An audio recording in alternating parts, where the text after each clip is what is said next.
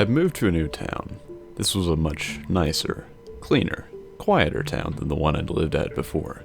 Not the sort of town you'd expect to have things wrong with it. There was a very big public park right in the center.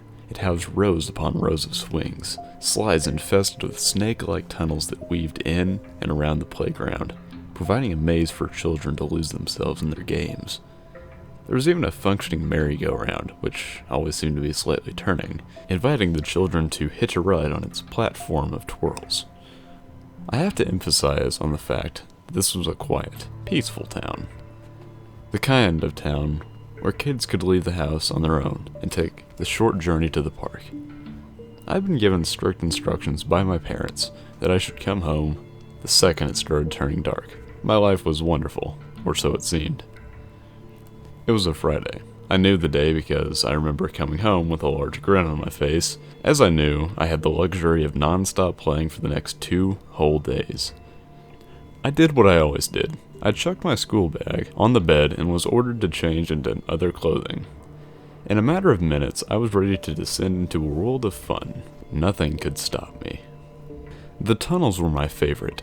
It was so easy to get lost in them, which made them great fun for playing hide-and-go-seek with my only 2 friends, Billy and Tom. They were both in my class, and we, like many other 8-year-olds, loved any game that filled us with pure adrenaline. We were going to play murder. I don't expect any of you to know this game. We made it up. The rules are very similar to hide-and-seek, except when the seeking one found you, they had to murder you. Pretend, obviously. It was nearing winter, as I remembered being slightly cold, as I wormed my way around the tunnels, furiously trying to find the perfect hiding spot. Billy was a seeker. Tom had hidden away behind the merry-go-round. I was alone. It must have been maybe 10 minutes, which for an 8-year-old felt like a year, when I decided to do what all the kids do when they get bored: give up. I give up, I shouted. My voice echoed through the tunnels. I'm in the tunnels. I give up. I heard sudden shuffling from one end of the tunnel. Now, I don't know why, but I froze still. I didn't call out again. I just waited. Something wasn't right. Billy would always say something before coming in after someone in the tunnel. He'd always congratulate them on being the last one to be found, or for cheating by hiding in the endless maze of tunnels. As I stood frozen, the shuffling grew louder. I could tell it was starting to get dark outside as the tunnels slowly began to lose any light in them. Slowly but surely, dropping into madness, I began to slowly shuffle backwards. The shuffling ahead of me grew louder, as if someone, or something, way too big for the tunnel was trying to navigate around. Come out, it's time to go home now. A very creepy voice echoed through the tunnels. It sounded like whenever a grown man talks to small children, talking slightly higher pitched than normal. This was definitely wrong. I probably would have come outside if the voice was outside, but it wasn't. It was inside the tunnels. Why would an adult crawl inside? As I was shuffling further and further back, the face of an old man appeared in the darkness ahead of me. Patches of hair on his head and a definite look of someone who hadn't showered in the last week.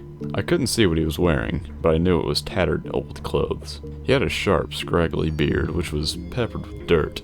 The second we made eye contact, he smiled at me, revealing his filthy, underbrushed teeth, which had blotches of brown and black covering them. I panicked. I turned around and began shuffling on all fours as fast as I could. The shuffling behind me grew louder and quicker. He was chasing me. I sped through the maze for what felt like an eternity. I only stopped when my legs refused to move me anymore. I'd taken so many twists and turns that even I was completely lost. I don't want to hurt you, I just want to talk, the voice echoed through the tunnels. I could tell he was nearby. I pressed my body against the bottom of the small, narrow tunnel and listened. He continued to make soft cooing noises, begging me to come out and present myself to him. I lay in that tunnel for hours. No exaggeration. Even after I heard him curse to himself and angrily force his way out of the tunnel, I continued to wait. Thoughts raced my mind of me coming out of the tunnel only to be met by that same smile that once greeted me. In the darkness of that tunnel, I can make out the blue flashing lights on the outside. I heard frantic voices calling 3 names repeatedly. Billy? Tom? Michael? When I heard my name, my heart slowly began to calm. My parents had come. I easily shuffled out of the tunnels, guided by the wet dirt scrapings along the walls of the tunnel, the way the man must have gone. Outside, I was greeted by several police cars, lights flashing. There were groups of adults with concerned looks on their faces. I recognized 2 of them, my parents. "Mom! Dad!" I wailed, crying as I ran towards them. They began crying and ran towards me, lifting me off the ground and hugging me so tightly I felt as though I was slowly being crushed. Billy and Tom were taken that evening. They were later found in a nearby skip, mutilated. They'd been brutally massacred, their skulls caved in with a large iron bar, and their bodies had deep cuts everywhere. Large pieces of glass were found in their backs. What chills me to the fucking bone is that wet dirt that I saw in the tunnels wasn't entirely dirt. It was Billy and Tom's blood. After slaughtering my 2 best friends and making eye contact with me in that tunnel, he just smiled.